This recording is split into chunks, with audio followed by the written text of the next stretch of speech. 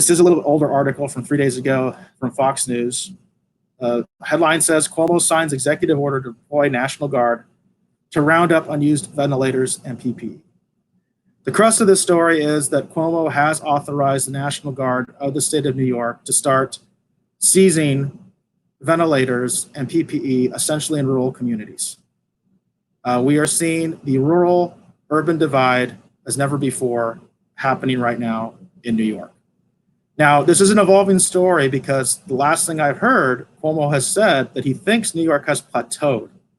So this may not come to pass. We're going to have to see what happens. He thinks they may have plateaued. That's the latest news that Cuomo has said about New York, that they may have hit their peak. That's hopeful. We'll see if that happens. But if they haven't, and the deaths start ramping up, he has set into motion the process to basically raid small towns of their ventilators and PPE. And I want to remind everyone, I did research on this. Patient one for community spread in Italy, I'm not talking about people that came from Japan.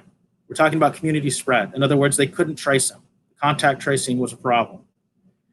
Patient one in Italy, which is one of the worst outbreaks, worst deaths in the world, okay? Patient one lived in a town of less than 17,000 people. This is something to think about, folks, okay? If we start robbing Peter to pay Paul, and we start raiding small communities of their maybe one ventilator that they have, or two ventilators, because most rural hospitals are not that well equipped to begin with.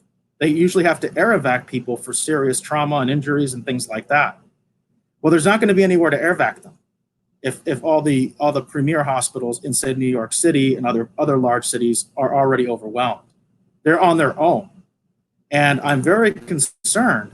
And I also think this kind of shows how bad the rural-urban divide can get in a time of crisis. So this is an evolving story. Washington State is sending New York ventilators, so that might help their problem. They're taking some of their share of the federal stockpile, and they're sending ventilators to New York. But Cuomo has set in motion the process by which armed National Guardsmen, I would imagine, could go into towns and start taking their equipment. It's a very scary proposition. It's a very scary proposition. Peter, did you have any thoughts on that? Well, we've talked about martial law here, and it's coming to pass. We're seeing, you've said, these are your neighbors. This is the National Guard. It's not the federal military, and that's true. But this is certainly a major escalation, and it makes you wonder, under what authority can they steal? I mean, this is stealing, right? These people bought these hospitals bought this equipment to keep their staff safe, and they believe that they need it to keep their staff safe. So it seems like what they're doing is stealing their community safe. That's the bigger issue. Yeah. This is for the community, to keep the community safe in case they have an outbreak. So Cuomo is making a gamble that somehow this will bring down the total death toll of New York State, but that's a very dangerous.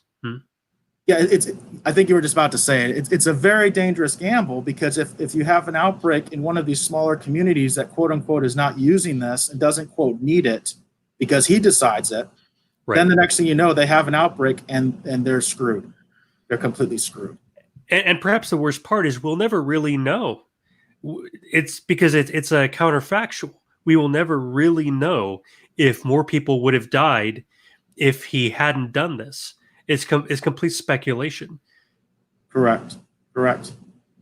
And the governor of Washington is being applauded for sending ventilators to New York, but the thing is, he might need them, and so this is a much more complicated issue than one might think.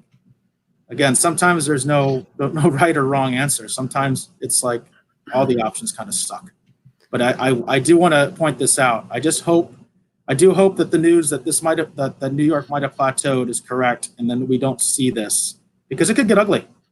It could get ugly. You could have a situation where a local police force says no to the National Guard.